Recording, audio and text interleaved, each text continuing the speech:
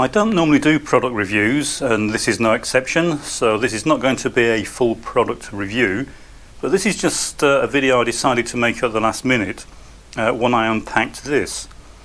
If you watch my channel, then you'll know that quite often I have a need to manufacture small replacement parts for equipment I'm repairing, and these are often quite small items made of brass or steel or bronze or some material, can even be plastic, that's relatively easy to machine, and these are quite frequently small items. Now, I do have a very well equipped workshop, but the smallest lathe I have in there is around 900 kilos. Has all the advantages of mechanical gearboxes. You can set speeds and threading pitches just by adjusting some of the knobs and levers on the front of the lathe. And while you can use it to make small items, you can put a collet holder, for example, in the chuck. It has got a big 8 or 10 inch chuck, and running a 3 horsepower machine to turn something that's maybe a millimetre in diameter is not a very efficient use of the machine. Now, in addition to that, the machine is too big to bring into the house, so it's in my workshop.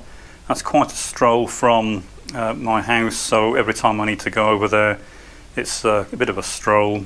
And if I'm making a small item, I might have to go back and forth 4 or 5 times, and it's a real pain. So I've been looking for a mini lathe for quite some time. In fact, I bought a mini lathe about 20 years ago. It was a combined lathe and mill, and I think I used it twice. I just could not get it to work properly. It was what I would consider a toy rather than a machine tool, and that's really what this video is about. I bought this a few days ago. It arrived very quickly. I bought it from a company in the UK that I've bought from before, very good company. They offer good tech support. The machines they sell, often they're cheap Chinese machines, but they are quite good machines. But like any Chinese built equipment, sometimes they need a bit of care and attention to get working properly. But the company is very helpful, and so I bought this from them. And the real question is this a usable machine, or is it just a toy? As I said, I wasn't going to make this video, and ever since I got rid of the first mini lathe I had, I've been looking for another one just because they are quite useful to have. They spin much faster than the big lathes. The big lathes go up to about 1200 RPM. Whereas this will go up to 2,500 RPM, so if it's a small part and you want to turn it at high speed, then something like this, in theory, should be much more applicable or practical for making that process much quicker and easier. However, anyone that's done any serious machining will know that these mini lathes tend to fall into 2 categories. They're either hopeless or they're expensive and hopeless. And as I say, I've been looking for a mini lathe for a long time, but they all tended to be of the same type, and it was very similar to the one I had before, so I just didn't bother buying one. But I saw this one a few weeks ago, and it sort of piqued my interest for several reasons. One is because of the reported weight. This thing weighs over 40 kilos. That's the net weight without the chuck.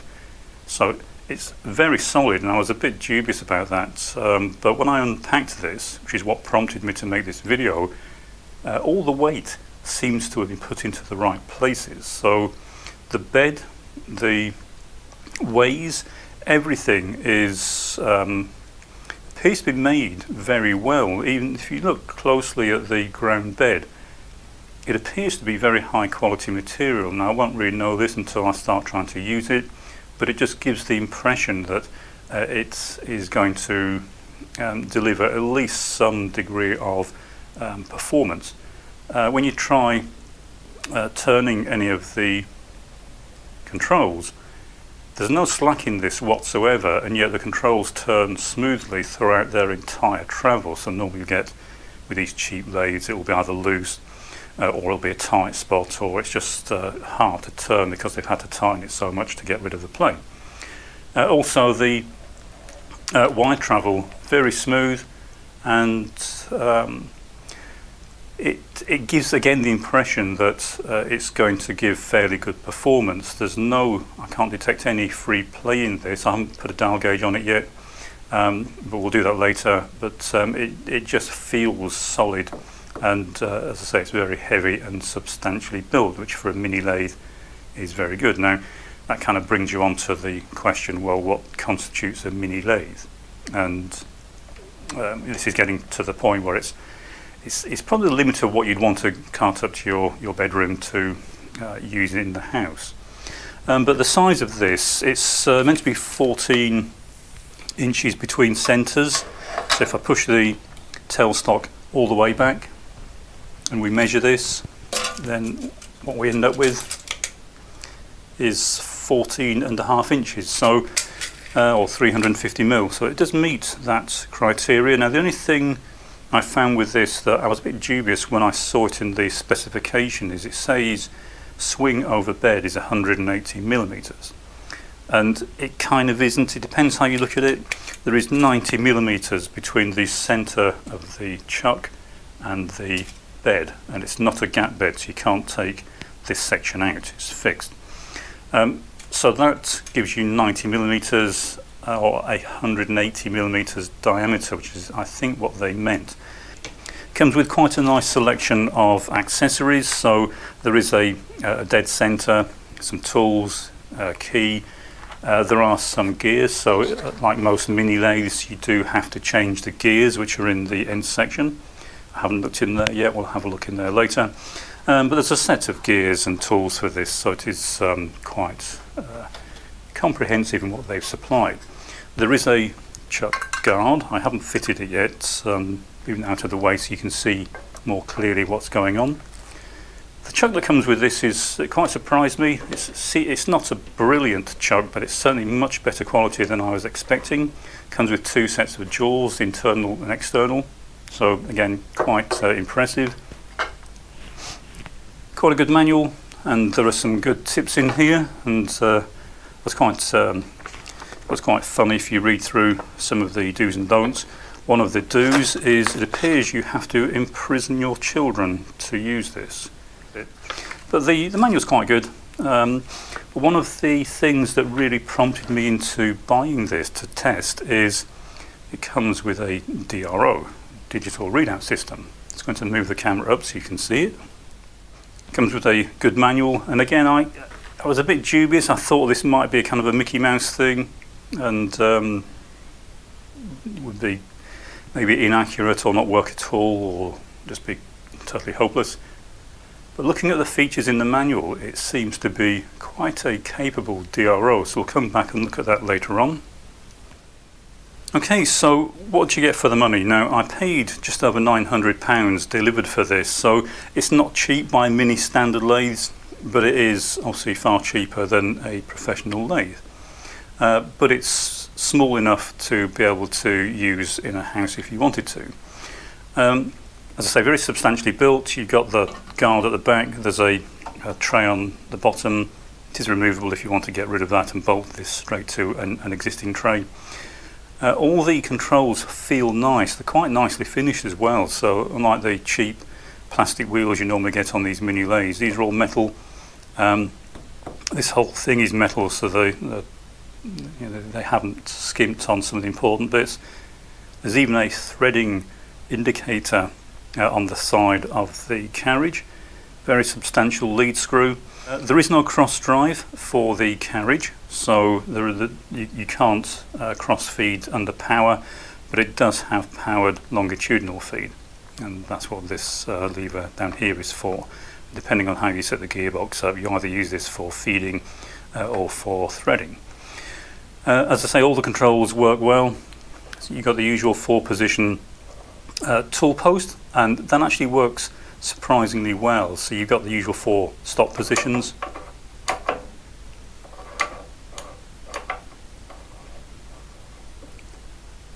I have taken this off and measured it. It is square, so most of the mechanics in this seem to be well made and even fairly well assembled, so they're quite good. There is a safety cutout on the chuck guard. So if you lift this up, it will switch the motor off. As I say, chuck's quite good quality. I don't particularly like this method of mounting. You tend to get swarf caught on this and it can end up thrashing around.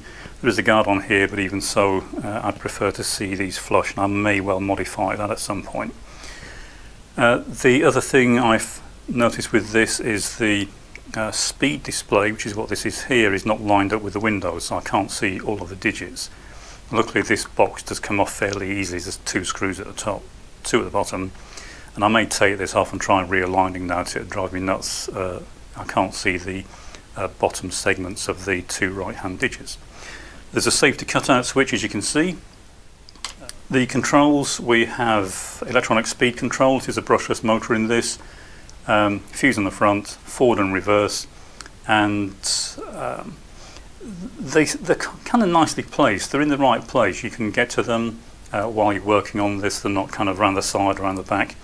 The only thing that is around the back is the control for the lead screw. We'll have a look at it later on, but there's a lever that you pull out and lift or raise depending on which direction you want the lead screw to turn. Tailstock seems quite nice. Okay, the only thing I don't like about this is, for me, the locking lever works the wrong way. It locks going backwards. I prefer to have it locked going forwards. It's always nice to be able to just knock the lever back and then slide the tailstock out of the way in one go, whereas on this one you've got to push this forward, then pull this back. And I may well modify that so it works the other way around. There is a lock on this as well. There is no graduation on the actual wheel, so it's probably not that important. I don't use that very often, but there is a graduation on the actual spindle carrier, so there is a graduation on here. This is not really very old design. This might be one thing I do change, because when you unlock it, there is a lot of excess plane. You don't really need it to move that far. You just need it to be loose. And then when you lock it, you don't get a lot of mechanical advantage, where if it was a shallower kind of cam system, it wouldn't need to release as far, but you get far better locking force. So I may well modify that. Not a big issue, but just something that is worth considering. This is adjustable, so there is an adjuster on the end of here. You can move it kind of back and forth to adjust for taper. So that's kind of nice. This all slides very freely, so as I said, I think it's been ground quite well. The gibs are adjustable for the compound and the crossfeed, and the stop at the back is also adjustable. The DRO sensors are shielded, so there's a nice metal cover over the top of them. And as I said, this actually moves quite well. I'm not too sure what their plan was for the leads coming from the DRO. These 2 leads, obviously one for each sensor, so I'll need to try and decide how best to protect those. Coming over to the business end, there is no proper gearbox as such in this type of lathe, of course. Like in the big lathes, it's a proper oil-filled gearbox. In fact, I think the lathe I normally use most has got 5 gearboxes, all oil-filled. This is just a housing with some grease-filled bearings, but it is a very substantial metal housing, so quite rigid.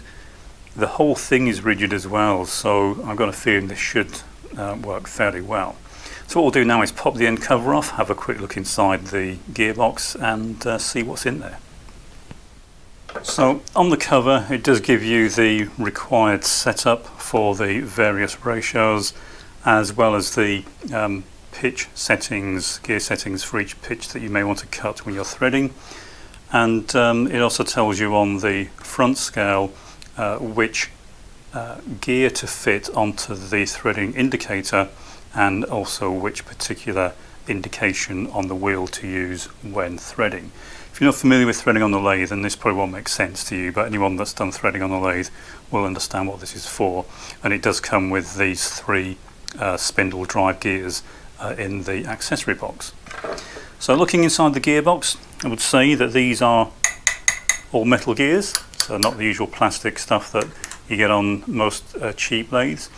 Even right up to the top, they're all metal gears. We have a speed sensor here, so that's what controls the speed. So it's quite nice to see that it's got actual speed sensing rather than just guessing as to what the speed is, which is what most cheap machines do. We have the lead screw drive, so we can either go forward, and you can see how this works, it just engages or disengages the gears, or we go the other way to put it into reverse. Put it in the centre, that disengages it, so quite a nice, it kind of feels quite nice, it engages nice and positively. It needs a bit more lubricant, it's a bit dry where this lever runs, so it does drag a little bit, but still feels quite nice. This is sprung loaded, so it's got a positive indent positioning, so you can't accidentally push it when it's running by mistake. You can just possibly see there's a toothed belt that drives this, so from the motor up to the gearbox there's a fairly substantial toothed belt. So again, all looks quite nice, it's very solid, nothing flimsy, even the gear carriers are very substantially built. So as I say, that's why I decided to make this video. This is kind of surprised me a little bit, it's way beyond what I was expecting. And the next thing we need to do is have a look at the DRO and see what we get with that. Okay, well obviously this is the DRO. Apologies for the lighting in here, by the way, I'm clearly not in my usual location, but I'm hoping you can see this clearly enough. So the DRO again surprised me a bit. It was far more comprehensive and functional than I expected. So you have all the usual basic features. We can zero the axes. If I move the y-axis, we can see the value changing. If I move the x-axis, again we can see the value changing. And when I received this, it was completely incorrectly configured. It thought it was a mill, it thought the y-axis was the z-axis, and it is fairly easy to configure and does come with a fairly useful manual. So the manual is again quite nicely laid out, it's fairly clear. The only thing that's sometimes not well explained is you have to press the enter key at certain times for changes you've made to stick, otherwise it just defaults back to what it was prior to you making an adjustment. But once you get that figured out, it does seem to work quite well. It has the usual modes you can run a DRO in, incremental, absolute, that sort of thing. And it also has a nice feature where it retains previous settings or steps. So if you just scroll back through, if you just press a key, for example, it takes you back through to the previous settings. So if you're working on something and you need to zero it or then recover the value you had, you can just enter the values and scroll through any values you've entered, and it does make it quite nice and saves a lot of time. A lot of configuration options, so you can come in here, for example, and enter a particular value. You can divide an axis by 2, so if we want to divide x by 2, we can do. It's very useful on the lathe to be able to do that. When you want to look at maybe the radius as opposed to the diameter of the part that you're working on. And there are other features in here as well, so if you want to enter a value in directly, you can do that and just set the size of the part that you're working on. So very functional, very easy, quick to use. Quite a few nice options. I'm not sure how well this will show up on the camera, but hopefully you can see it clearly enough. So you can set the units, millimeters or inches, and the resolution. You can set the reference points, so for example if you want to change the origin for measurements, so if you've got a long job you're working on or you want to make sure you don't lose track of where you are for a big job or through sessions, then you can set the origin to wherever you want. You can set the resolution of the DRO to match your sensors. Obviously that's in theory set up correctly. If it's giving you wildly incorrect readings, then chances are this is wrong.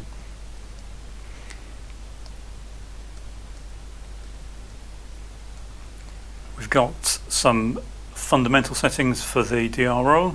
Now for some reason you've got to tell it it's a mill. If you set it to lathe, it thinks it's a mill, so I think there's a bug in the firmware and it's got those two mixed up. But once you get that figured out, it starts working properly. If you set it to lathe, the y-axis is shown as the z-axis, which which is obviously incorrect. You can set the resolution, you can set how many axes are displayed, and then you can set the direction of travel for the particular axis. You can also set the language, but the two options are Chinese or English, so I'm going to leave mine on English. You also have a correction factor. It's given us a warning here because we don't have 0 set. So if I 0 these two,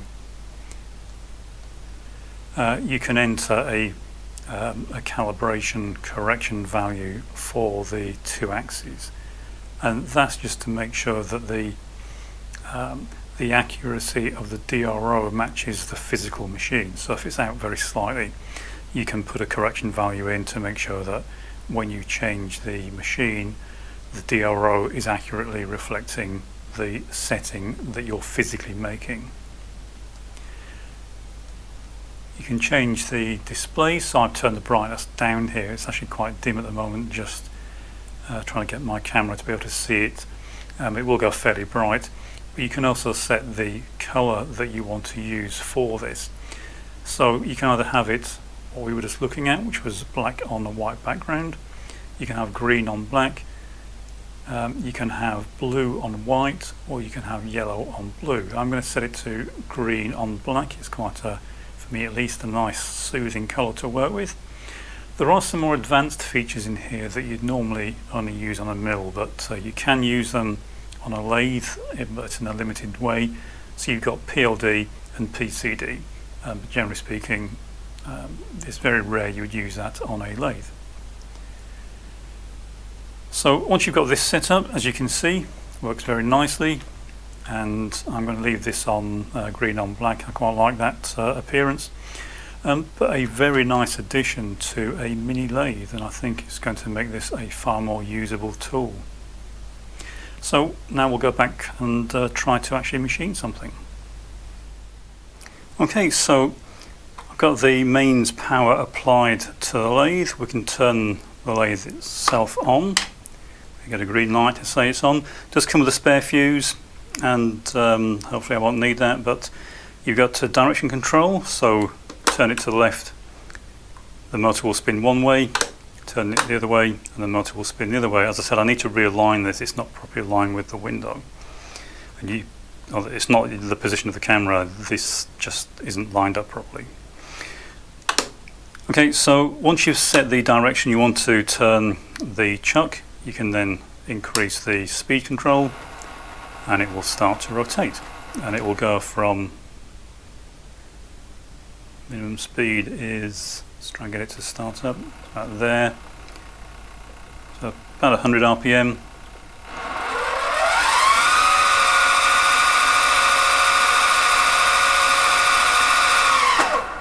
Okay, so it's about 2,200 or so RPM, which is quite a decent speed range. And it is a brushless motor, it's infinitely variable, so there's no gears to change on this other than the ones for setting the lead screw rate. And what you can also do, of course, is engage the lead screw. So if I set the lead screw, we'll set it in one direction. If I now start up the motor, engage the lead screw, hopefully you can see that the tool is moving. If I now turn the lead screw so it turns the other way, start the motor back up, engage the lead screw,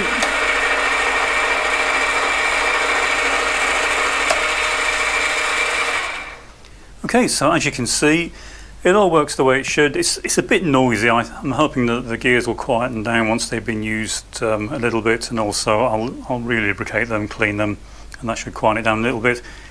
It's not too noisy. It's it's tolerable. It's certainly a lot quieter than the bigger lathes, but it is a lot noisier once you engage the lead screw feed.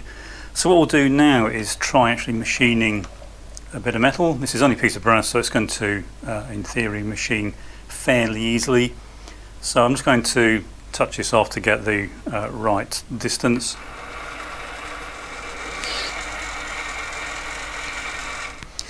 Okay, so we're now just touched off on the diameter. What I'm going to do is measure the diameter of the part. So again, excuse the lighting in here, so hope it's not blinding you, but it's coming out at almost exactly 20 millimeters. I'm going to put 20 millimeters into the DRO. Okay, I've got 20 millimeters set in the DRO. I'm going to start up the motor, feed the tool in, and see if it cleans up the material.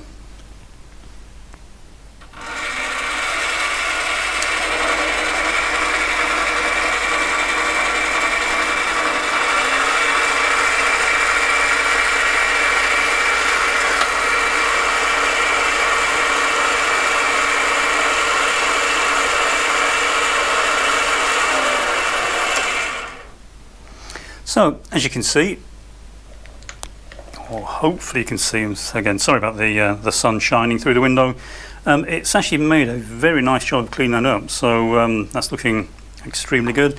I'm going to measure this again and reset the DRO for the actual size now we've cleaned this up, and it's 19.98 millimeters, so I'll now set that on the DRO. So 19. I'll just raise the camera so that you can see the DRO. As you can see, I've got 19.98 millimeters set on the DRO. What I'm going to do now is turn the cross feed in to 19.9.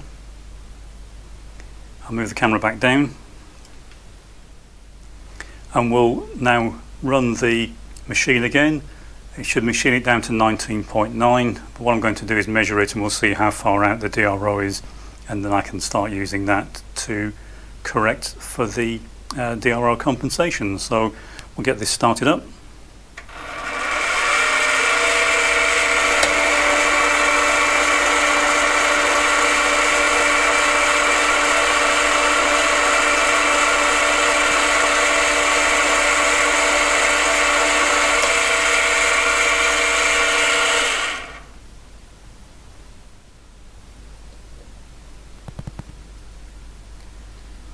Okay, so it's showing 19.85, so it is moving too far.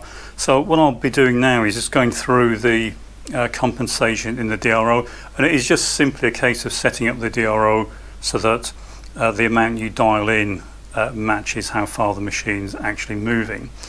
But what is very good is the fact that it's leaving a very nice finish on the part. It's only brass, of course, but even so, to be able to machine something to this tolerance is quite a good indication already.